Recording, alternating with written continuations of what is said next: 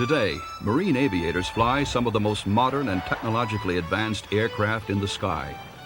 Yet in their earlier years, they were often thought of as wild-eyed renegades, tough-talking bulldozers of men who made the most out of the most modest resources. Today, they stand as a proud force of men and women. That pride has been drawn from their own history, a history that contains both the glory of past achievement and the promise of a brilliant future.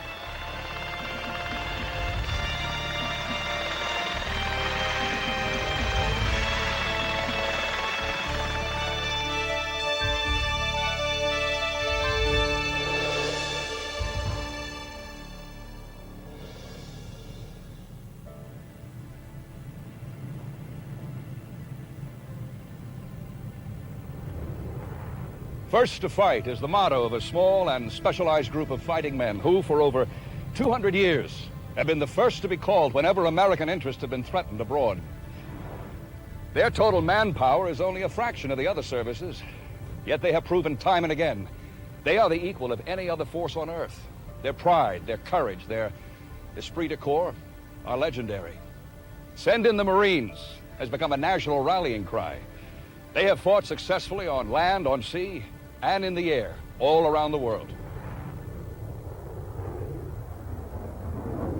Marine Corps aviation plays a different role than that of the Air Force. Their mission is more tactical and strategic. Of course, their job can encompass many of the tasks the Air Force may take on. Marine Corps aces rank with the very best in American history. But their special assignment has been the direct support of Marine troops on the ground. It's their specialization in this task which has made Marine Air famous throughout the world.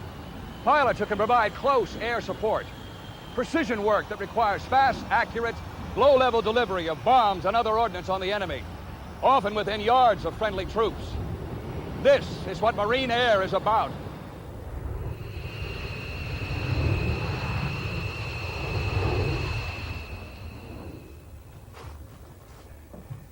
It was the pilots themselves who created that purpose by demonstrating in combat to their skeptical superiors what could be accomplished. And they did it with old, outdated aircraft, minimal funding, and very little encouragement from above. They first proved themselves long ago in a forgotten battle in an obscure war, which today is only a footnote to American history. It was in Nicaragua in 1927.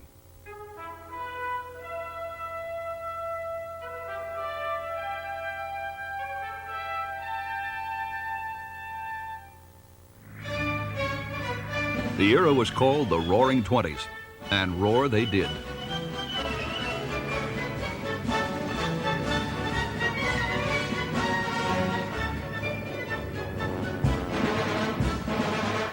Patriotism ran high, as did America's economic and political might.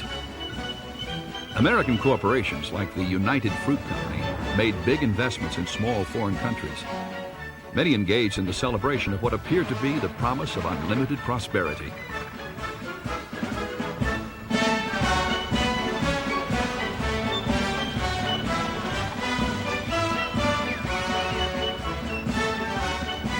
There was peace at home, but not always abroad. United States Marines were sent to countries like Haiti and the Dominican Republic.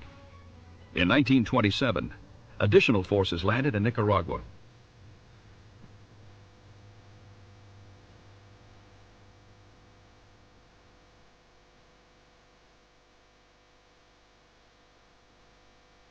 They said they were there to fight bandits, to protect the local population, as well as the corporate interests that America had exported to their shores.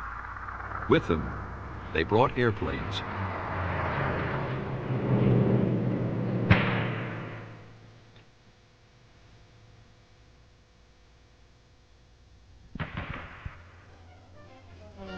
Through the air shows and races that became popular attractions in the 1920s, Marine air squadrons had fought a public relations battle for their existence.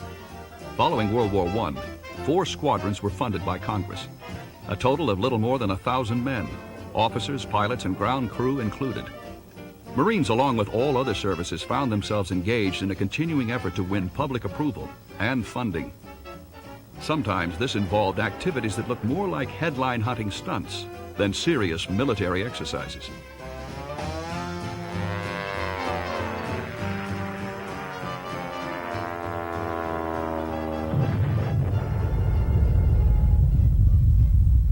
The small contingent of Marines sent to Nicaragua became engaged in a series of battles with the forces of Augusto Sandino, a populist leader who hoped to establish a more accessible democracy.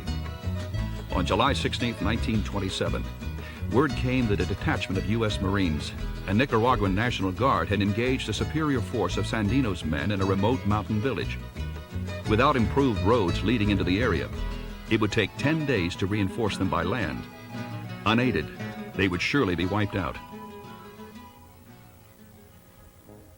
A Marine major named Cunningham conceived a desperate rescue mission. He added bombs to the machine guns already in place on his 4 World War I vintage Jennies and set off on a rescue flight.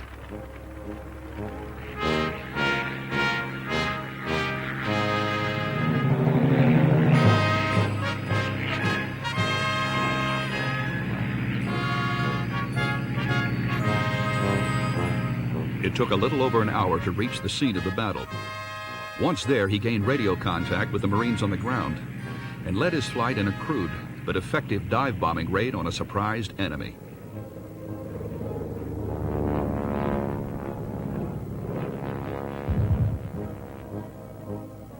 As a result, Marine troops were able to upset the enemy's plans, scatter and demoralize them, and carry the day.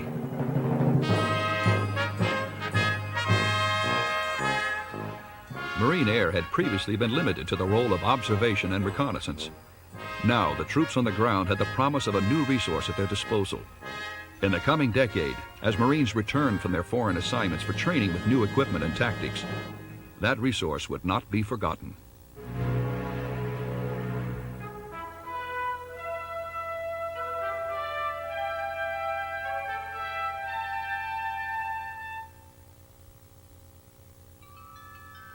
Nearly 15 years later, the value of Marine air was put to its first extensive test. It took place on the strangest of battlegrounds, the vast expanse of the Pacific Ocean. And it began on a December morning, the same morning that Pearl Harbor became a household word. It began on a tiny atoll, 2,000 miles west of Hawaii, a place called Wake Island. On this tiny outpost were 1,200 civilians engaged in construction work. 388 men of the 1st Marine Defense Brigade, a Pan American Airways China Clipper base, some modest defensive armament, and the 62 men and 12 fighter planes belonging to Marine Fighter Squadron, VMF-211. Brand new Grumman F-4, F-3 Wildcats had been assigned to VMF-211 only months before. The planes had landed on Wake 4 days earlier, finding a narrow, incomplete landing strip without adequate revetments or service facilities. Now, only hours after the Pearl Harbor attack, 36 Japanese bombers flew in V-shaped formations toward the tiny outpost, a lone speck amidst the white-capped waves of the Pacific Ocean. Reaching Wake near noon, the bombers caught the island defenders by complete surprise. They headed straight for the airfield, bombing and strafing 8 Wildcats that were lined up in clear view along the runway. Next, they turned their attention to the Pan Am facilities. When it was over, Wake had lost 23 members of VMF-211 and 65 civilians. Only 4 fighter planes remained, and much of the available fuel and ammunition was destroyed. A new command post was established in a reinforced magazine near the airfield, and crews set about repairing damaged aircraft with salvaged parts and making all possible preparations for the inevitable invasion to come. 3 days later, it happened. A force of 11 ships and 2 patrol boats approached Wake Island under cover of darkness and prepared to make their landing. The islanders watched and waited, playing silent until the Japanese were close to shore. Then suddenly, Marine guns sprang into action, and 4 Marine F-4Fs rose from the island runway to do battle. Flying in formation, they were at first held back by clouds that blocked their view. But finally, they dove in pairs, strafing and dropping bombs from jury-rigged bomb racks.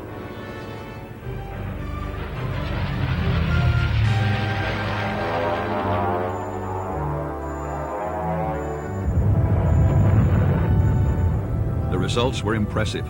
A Japanese cruiser was hit. Several other ships were sunk or damaged. And the Japanese rear admiral in charge of the operation decided to turn back without attempting a landing. By the end of the day, Wake Island's defenders had exacted a heavy toll. The landing force limped away heavily damaged, having lost hundreds of men and leaving 2 ships and a patrol boat to lie under the cool waters of the Pacific. The Wildcats of VMF 211 had proven essential, but they knew the Japanese would return. Their only hope of relief lay in the quick dispatch of reinforcements from Pearl Harbor.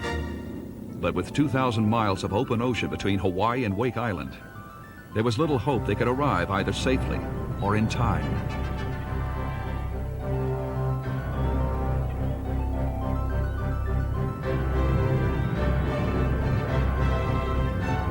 Japanese planes returned to bomb the Americans almost every day. On December 21st, the bombers came for the first time with fighter escorts. The following day, the last 2 Wildcats were lost in combat. The remaining members of VMF 211 reorganized to man the island's defensive guns. Around them lay the torn and shattered remains of buildings and airplanes, utterly destroyed after 2 weeks of almost daily bombardment. The end was in sight by December 23rd. In the early hours of pre-dawn, 27 Japanese ships returned with a much larger landing force, and this time with the support of 2 aircraft carriers.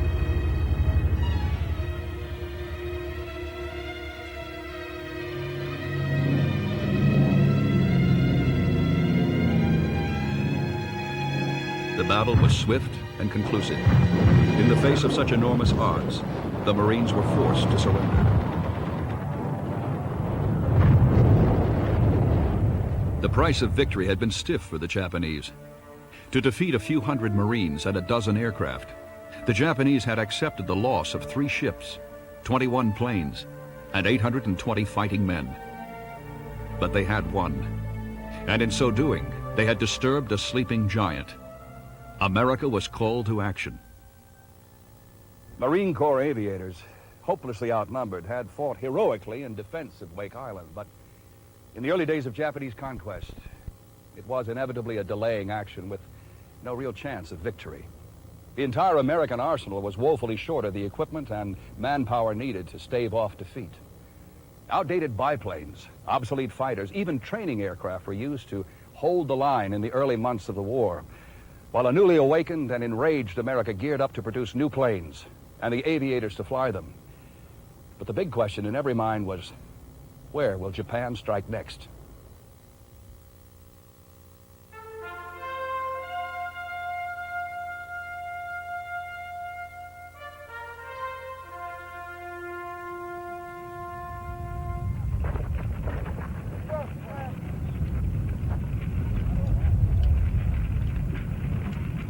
The scene was another coral atoll, another tiny outpost in the middle of the Pacific.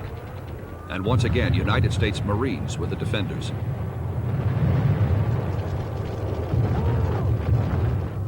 After 6 months of war, the Japanese appeared to be winning at every turn. Now the Japanese High Command planned to deal a second crushing blow to the American Navy. At Midway Island, they would lure what remained of the United States Pacific Fleet into a trap. Midway was a flat, nearly barren piece of real estate, valuable only as an airbase, an unsinkable aircraft carrier amidst thousands of miles of shimmering salt water. Here Marine Air Group 22 was stationed. Here Army Air Corps B-17 bombers were refueled for the long trip across the Pacific to Australia. The Marine arsenal included a ragtag assortment of planes. More modern types were supplemented by obsolete Brewster Buffaloes and Vultee trainers.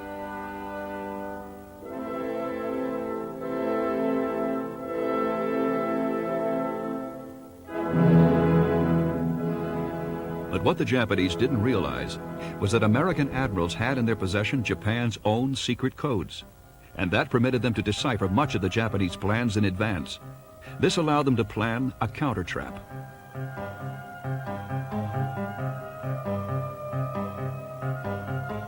Still, the Japanese force possessed a superiority in numbers which the Americans could not hope to match. Only with aircraft did they stand a chance. Both sides would bring aircraft carriers to the battle, but in order to succeed, the Japanese plan required that they strike first and eliminate all island-based aircraft in that first blow. Only then would they be free to concentrate on the naval battle and crush the Americans.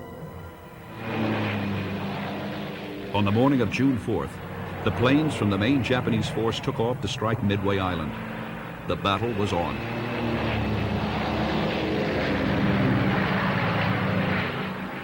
But it would not be a surprise.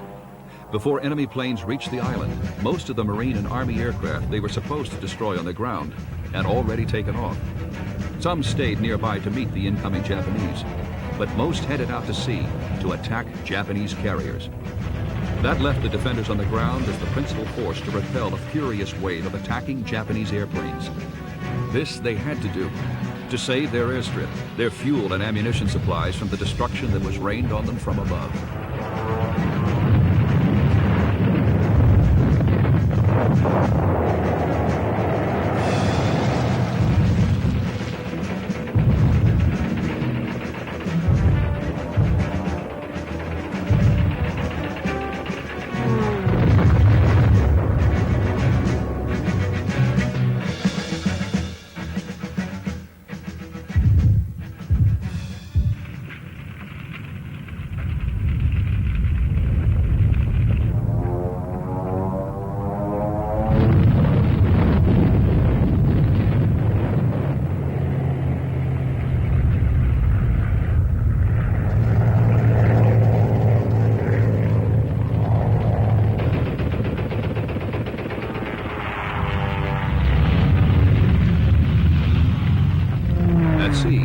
Following the first wave of Army and Marine planes would be carrier-based Navy aircraft. It was the Navy flyers who would emerge the popular heroes of the day. Many of the Marine pilots were flying the new SBD Dauntless, a powerful dive bomber in which these fresh pilots had received little if any training.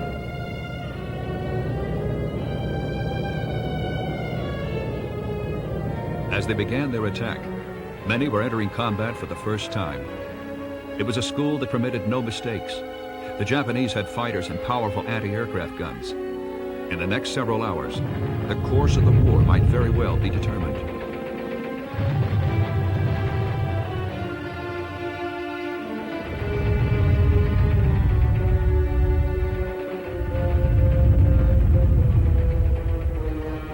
The battle raged back and forth between land and carrier battle groups for 2 days.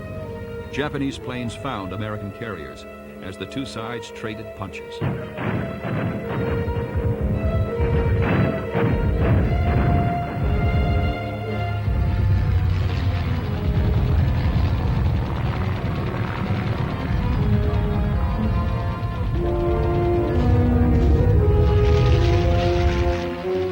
In the end, it was the Japanese who withdrew, and the Americans returned to their land bases and ships with the knowledge that for the first time, they had stopped the empire of the rising sun in its tracks.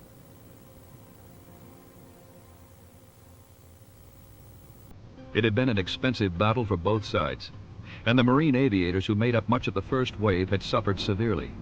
Patrol planes scoured the trackless ocean for downed flyers who spent days, sometimes weeks, alone in life rafts or clinging to floating wreckage.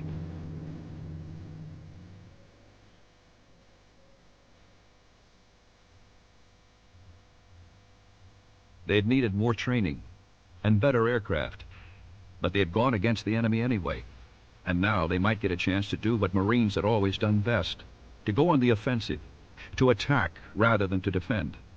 The Battle of Midway signaled the turning point that everyone had been waiting for. Now was the time to move ahead.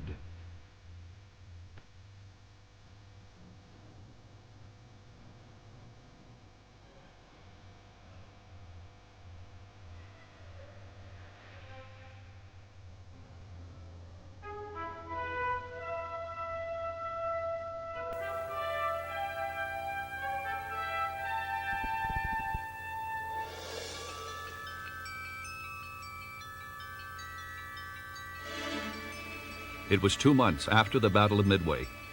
Many troops and tons of supplies had been moved by ship to a point far to the south, in the Coral Sea near the Solomon Islands.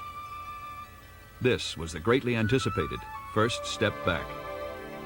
And the most important prize was the island of Guadalcanal. It was here that the Japanese were building an important airfield. We could use it, if we could capture it. August 7th. The landing proceeded quickly, efficiently, and with ominous quiet. The stiff resistance that the Marines expected did not materialize.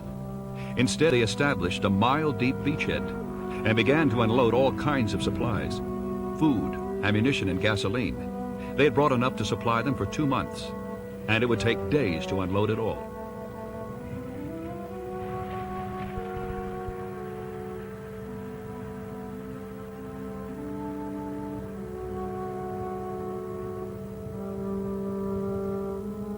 Late in the day, enemy bombers were sighted overhead, but they succeeded in damaging only one destroyer in the huge force supporting the invasion. August 8th, Marines on Guadalcanal marched inland. Meeting little more than isolated sniper fire, they quickly captured the nearly completed landing strip and renamed it Henderson Field in honor of a Marine aviator who died in the Battle of Midway.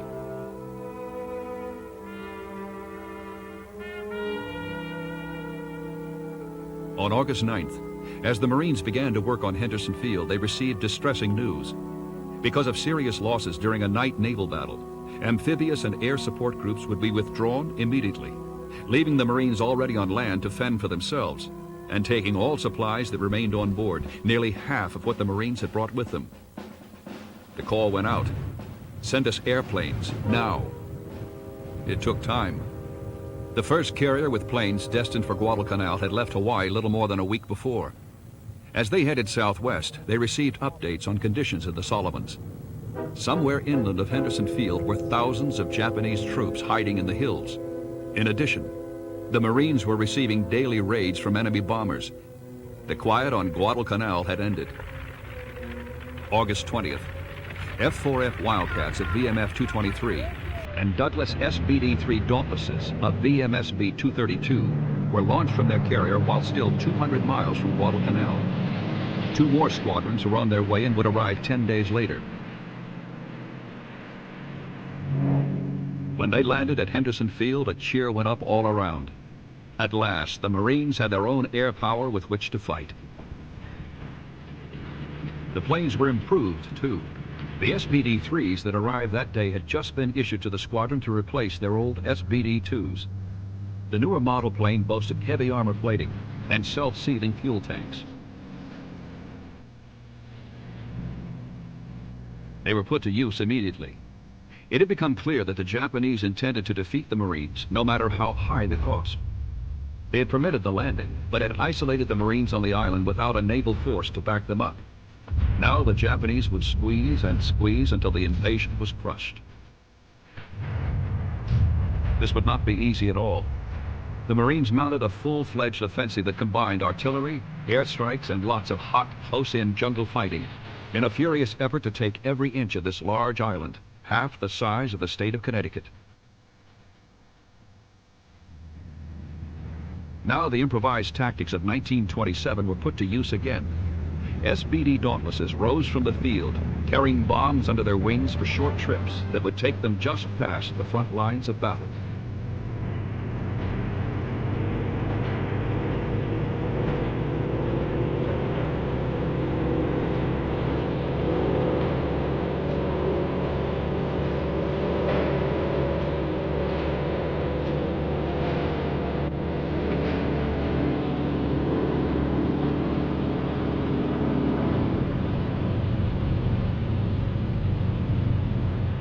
Radio contact with observers in the field allowed the attacking aircraft to find hidden positions in which the enemy lay concealed and place their bombs and machine gun fire where they would have the greatest effect. The men on the ground still had a long, arduous fight, but when they saw the wings of the Dauntless overhead, they could take heart that the end was now a little closer.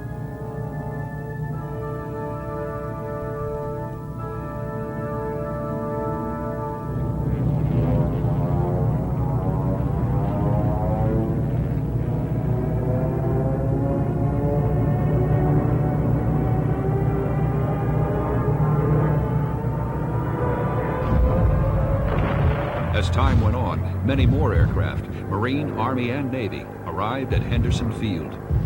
It became one of the most important bases in the South Pacific.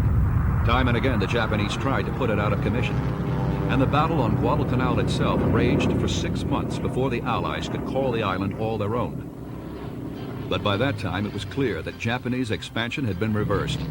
Their great gamble had failed. But they were a proud and determined people, encouraged by their leaders to fight to the last man rather than surrender. How many more lives would it cost on both sides before this horrible, greedy gamble was played to the last hand?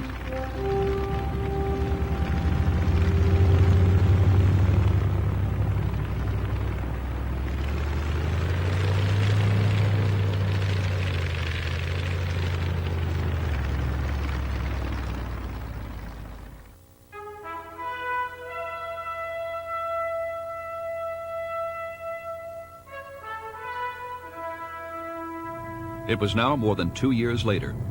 2 long, hard years of brave battles, men fighting and dying, bombers pounding a string of tiny islands with millions of tons of explosives. The Allies had followed a successful strategy of island jumping. Like a game of hopscotch on their trek to Japan, they had taken only the bases necessary to provide a thorough network of air cover and supplies.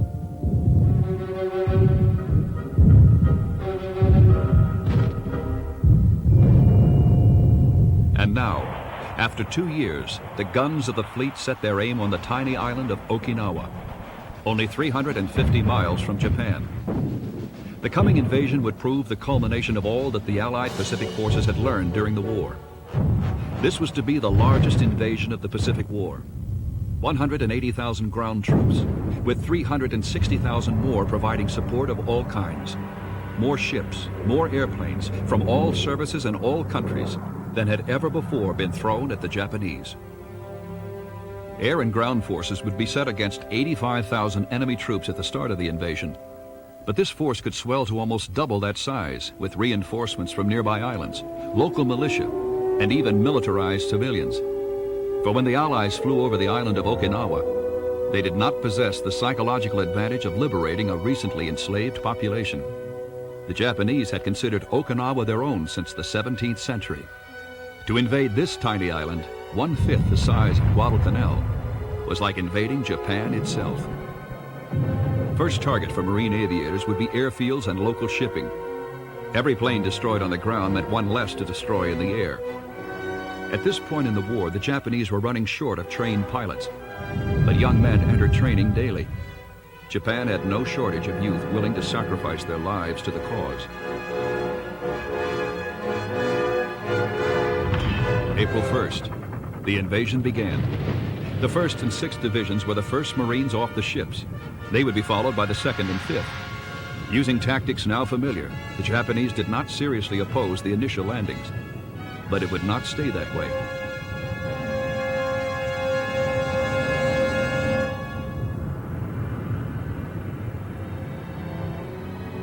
Kamikaze attacks began in earnest. Enemy pilots used their aircraft as flying bombs. It was suicide, desperation, pure and simple. But when they succeeded, the effect could prove devastating. One hit might sink an entire aircraft carrier. And they kept on coming day after day.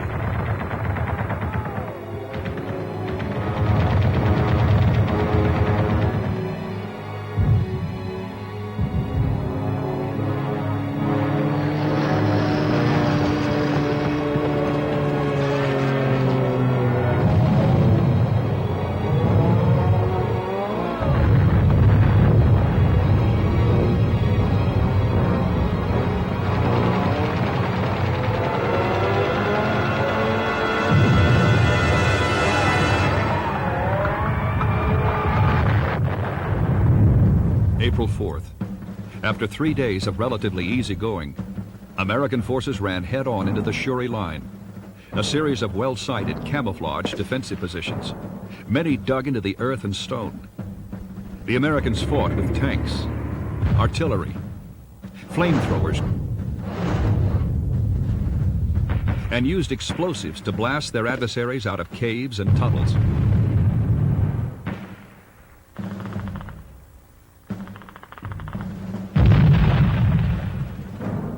Marines, now able to fly out of captured bases on Okinawa, provided close bombing support. They attacked defensive positions high in the hills that had held back ground troops with withering fire.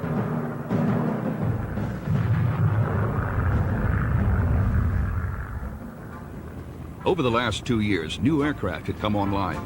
The pride of the Marines was the F-4U Corsair. Developed for the Navy but initially considered unacceptable for carrier use, the Marines had inherited this cast-off fighter almost by default. Another hand-me-down in use was the sturdy Mitchell bomber. The Army Air Corps called it the B-25. To the Marines, it was the PBJ. The reliable SBD Dauntless was being replaced by the less successful SB-2C Helldiver. Nicknamed the Beast, it became profoundly unpopular with pilots. New weapons were also making their appearance, especially self-powered air-to-ground rockets, which could produce a devastating effect on a well-sighted enemy.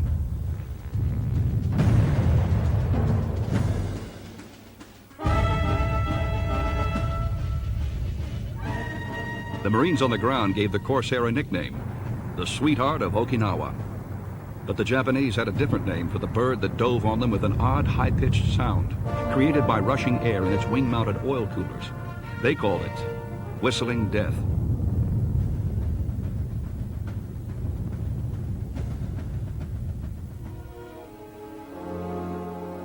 As days became weeks, and later months, the Japanese launched every aircraft they could in a desperate attempt to stop the Allies. Hundreds of planes, both new and old types, took off daily, and they were met by Marine pilots in F-4U Corsairs. Much more than a tactical bomber, the Corsair was first and foremost a fighter.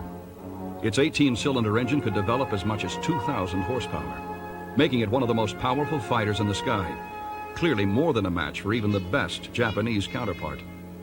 Dozens of Marine aviators became aces behind the stick of the Corsair, and legends were born in tight, twisting battles that daily filled the skies around the island.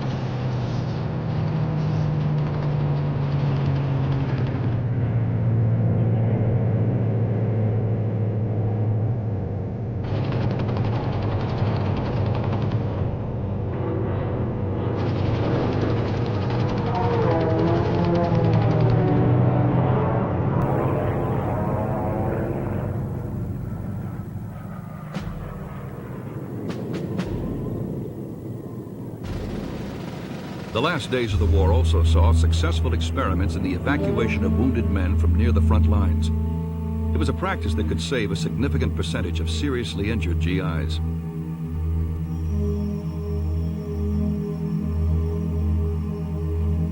Improved medevac methods such as this would be used extensively in future conflicts.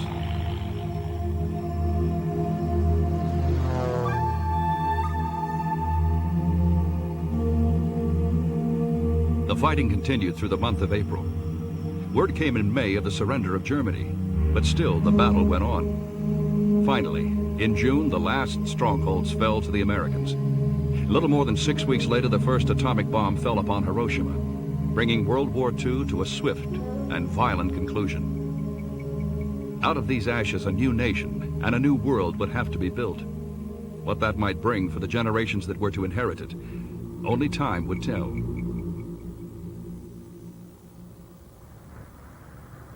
Marine Air had come of age during World War II, and with its growth had come powerful new aircraft like this F-4U Corsair. They were long, hard years for the men who fought that war, but the development and refinement of Marine air tactics had come about in a remarkably short time.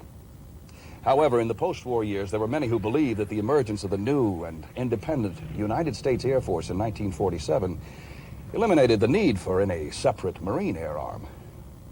The struggle to preserve this new and effective addition to the Marine arsenal would continue behind the scenes in a new conflict on the cold and barren peninsula of Korea.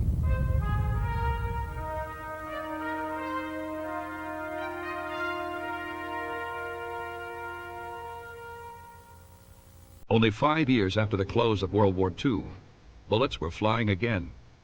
This time the guns were being fired by Chinese and North Korean soldiers, and they were firing at United States Marines who were acting as part of a United Nations police force. But police action seemed a strange and ironic name for what was going on here. It looked like a war, and smelled like a war, and many people were quite likely to call it a war, leaving finer distinctions to politicians. November 27, 1950. 10th Corps 1st Marine Division, which had been advancing rapidly northward near the Chosin Reservoir, had suddenly run into stiff resistance. Working with them were Navy and Marine F-4U Corsairs and AD Sky Raiders from Task Force 77 off the coast of North Korea in the Sea of Japan. Using the now traditional tactics of Marine close air support, Marine Fighter Attack Squadron 312 joined with land-based squadrons in strafing and bombing missions to keep enemy forces at bay during the daylight hours.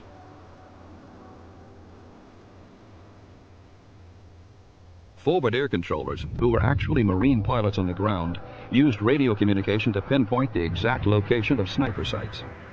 But more enemy troops seemed to be showing up daily. By November 28th, it was clear that the Marines would have to reassess the situation.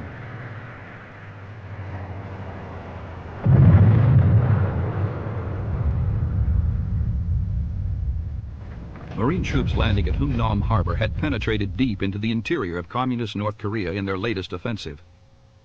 To the west, the 8th Army, proceeding from MacArthur's famous Incheon landing, had done the same thing.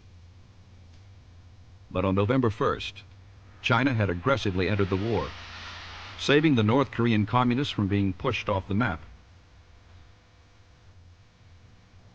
With the aid of new intelligence and field reports, the Americans now discovered that thousands of Chinese troops, moving at night, had surrounded the 14,000 men of 10th Corps at Chosin Reservoir. The Chinese now controlled the roads and valleys behind the Marines as well.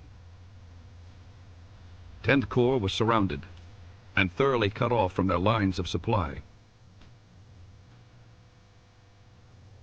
Faced with an army that now significantly outnumbered them, their only hope was to fight their way back to Hungnam, where, if necessary, they could be evacuated by sea.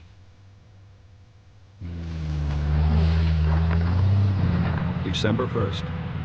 The Marines pulled out, heading back the way they came in. It was a bitter pill to swallow. Retreat hell, they growled. We're just attacking in another direction. And that was true enough. Their very survival now depended on the ability of these 14,000 men to fight their way out in a long, vulnerable column, down a narrow and predictable path to the sea. Snipers and artillery fired at them from the hills. Roadblocks slowed their progress. Sometimes they had to take the hills on either side of the road, then pack up Chinese prisoners to take along with them. And on they went. Air Force C-119 flying boxcars provided supplies along the way, and Marine aviators provided the invaluable air support.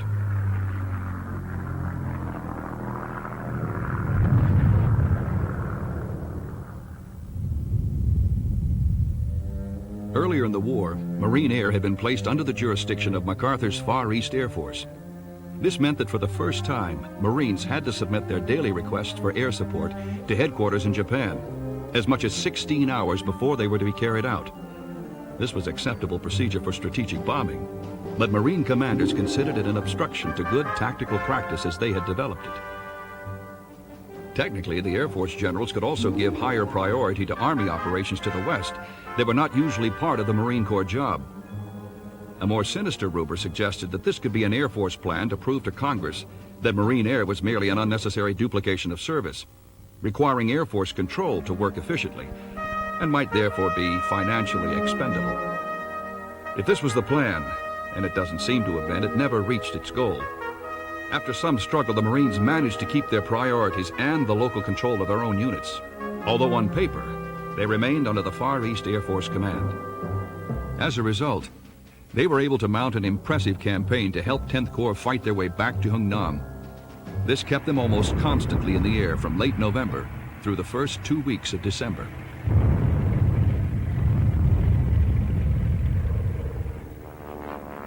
Reliable F-4U Corsairs were the backbone of this operation. Rockets, bombs, or napalm were the preferred ordnance for ground attack, since the Corsair's 20mm cannon tended to freeze up in the cold. They ranged up and down the column of 10th Corps all day long.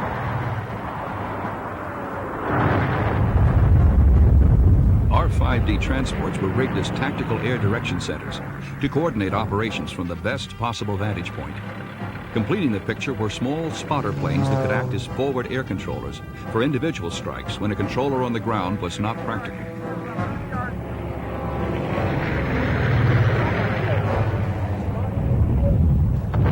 At any one time, an average of 24 aircraft could be seen in the sky, orbiting over the Marine column as they moved south.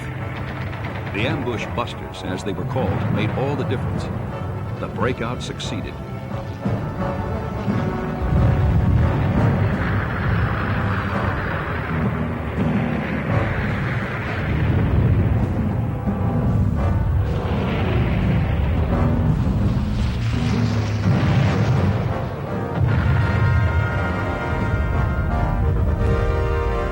December 10th. The 1st Marines of 10th Corps reached Hung Nam. Now, behind a protective screen that included heavy artillery and naval gunfire, they prepared for evacuation by sea. After dynamiting the harbor at Hung Nam, the troops would return to hold the line in Korea near the 38th parallel, right where the war had started.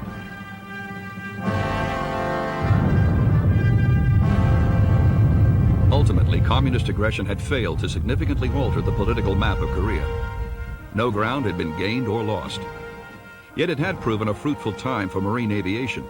Even under harsh weather conditions, the doctrine of close air support had once again proven itself invaluable in combat. The Korean conflict also saw the introduction of the first Marine jets, the first promising use of helicopters in a variety of roles, and the use of F-7F Tigercat night fighters equipped with radar. Marine Air emerged from the Korean War as a respected, battle-proven, and innovative force.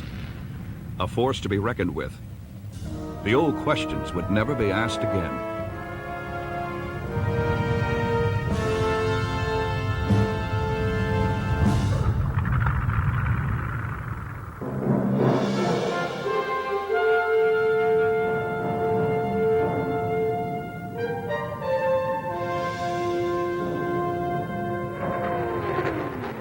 December 1967.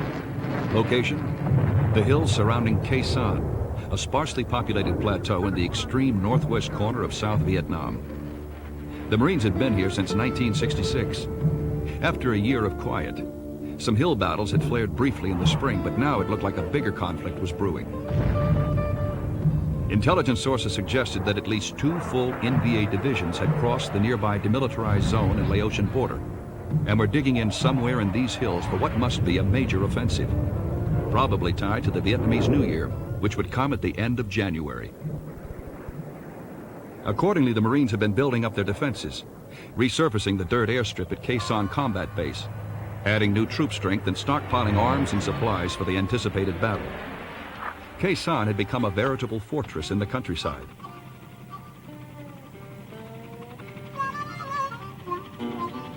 General William Westmoreland, head of the Military Assistance Command, Vietnam, felt that Khe Sanh might be a first step in a North Vietnamese bid to take permanent possession of South Vietnam's northern province. Khe Sanh was an important outpost. If the enemy had taken this outpost, I think the province of Quang Tri and the DMZ area would have been in jeopardy. The enemy had planned to take it as part of his Tet Offensive. At the same time, he had planned to overrun Quang Tri City, seize and hold Wei, and to roll up our defenses south of the demilitarized zone.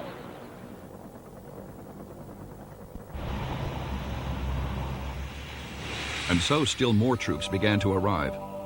By mid-January 1968, the stage had been set. Inside the perimeter of the half-square-mile combat base were nearly 6,000 Marines, a battalion of South Vietnamese Rangers, and a handful of Air Force and CB support troops. More Marines were dug into the hilltops of 4 important hills nearby, giving the Americans control of the nearest high ground.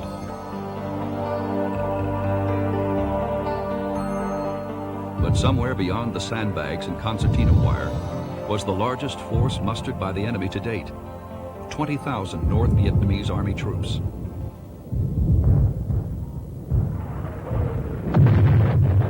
January 21st. An intense barrage of mortar rounds hit the base. Early in the day, a shell exploded directly over the main ammunition dump. The dump erupted, sending thousands of burning artillery shells and mortar rounds into the air. It was 48 hours before it could be cleared of live ammunition.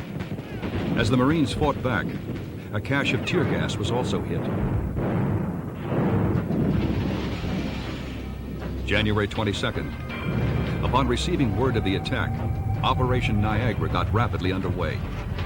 This was a joint operation of air support for Khe Sanh that would last for 77 days. Marine aviators formed the backbone of close air support. But before it was over, there was plenty of thanks to be handed around. General Westmoreland gave the support of Khe Sanh priority over all other operations in Vietnam, handing the Marines virtually anything they asked for. They asked for a lot.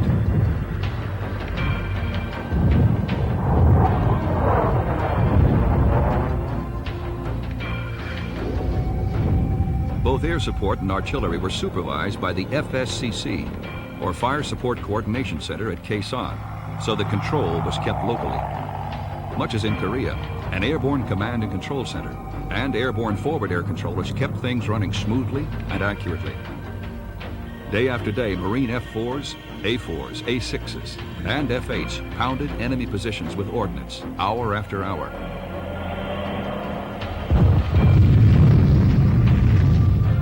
They were joined at times by Army, Air Force, and Navy flyers, and by Vietnamese pilots flying Korean War vintage A-1 Sky Raiders, a slow-flying attack aircraft that could carry a heavy ordnance load. Under this constant barrage, the enemy's abortive early attempts to penetrate the perimeter of the base ceased.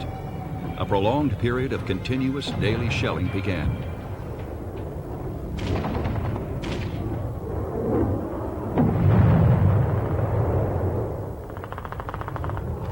But Khe Sanh was not just a battle of shells, bombs, machine guns, and rockets. The single land route to the base had been cut, and all food and supplies had to be brought by air. January 30th. The nationwide Tet Offensive began. Communist forces rose from concealment and waged a fierce, headline-grabbing battle at locations all around the country. At Khe Sanh, it was oddly quiet. A modest lull, though sporadic fighting continued. It was only temporary. The worst was yet to come. February 10th. A Marine C-130 carrying bladders filled with fuel erupted in flames when it was hit by a barrage of enemy fire on landing.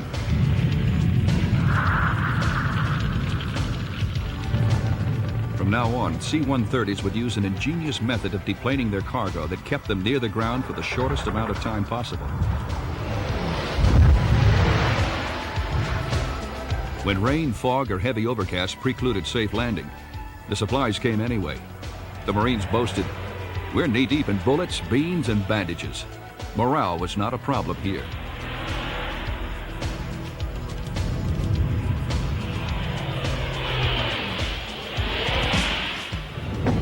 Reconnaissance patrols went out almost daily in a constant attempt to verify enemy positions and movement.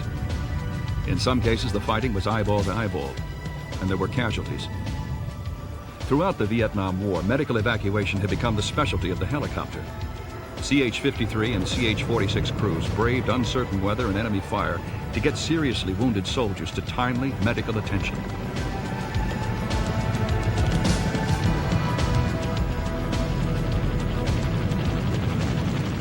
The weather was a significant ally to the North Vietnamese. It was no accident that they had chosen the monsoon season to make their attack. They used the low overcast as a shield. The cloud layer frequently stayed a few hundred feet above the runway. The heaviest artillery barrages were launched when the clouds, which shrouded the hillsides, kept enemy firing positions from view. At times like this, their own forward ground observers could descend just below the clouds and direct fire quite accurately, while remaining well camouflaged in the densely forested lower slopes.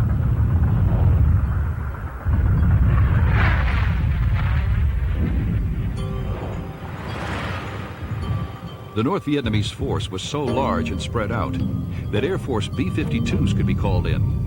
The arc light strikes that they provided both day and night were devastating and had a significant effect on the enemy.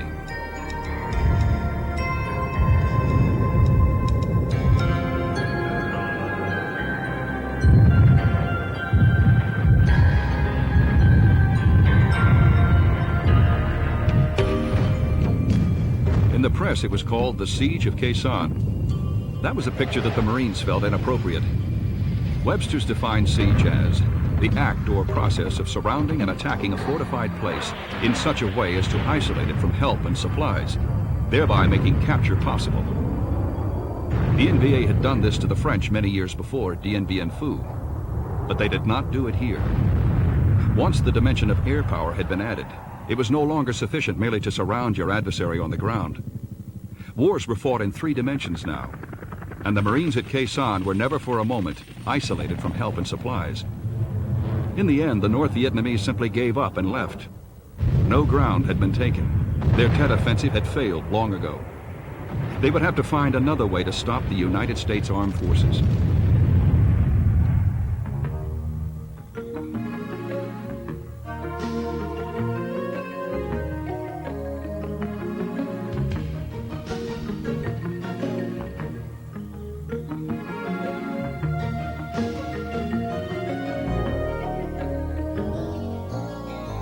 Quezon added another successful chapter to the book of Marine Corps history. One sergeant remembered that at the height of battle, as jets screamed overhead and artillery fired almost non-stop, he found a 19-year-old gunner blithely singing a familiar tune at the top of his lungs. If the Army and the Navy ever gaze on heaven's scenes, he sang, they will find the streets are guarded by United States Marines. No longer in question is the need for Marine Air. They have forged a valuable and effective team of pilots and crewmen who will be called upon again and again, as they have so often in the past, to support their comrades on the ground. Aircraft with highly specialized and formidable capabilities have joined the fleet. Helicopters for attack and transport, and jets that can take off and land vertically provide a flexibility undreamed of only 20 years ago. On land, on sea, and in the air, the Marines are ready as a team to go and fight whenever and wherever their country needs them.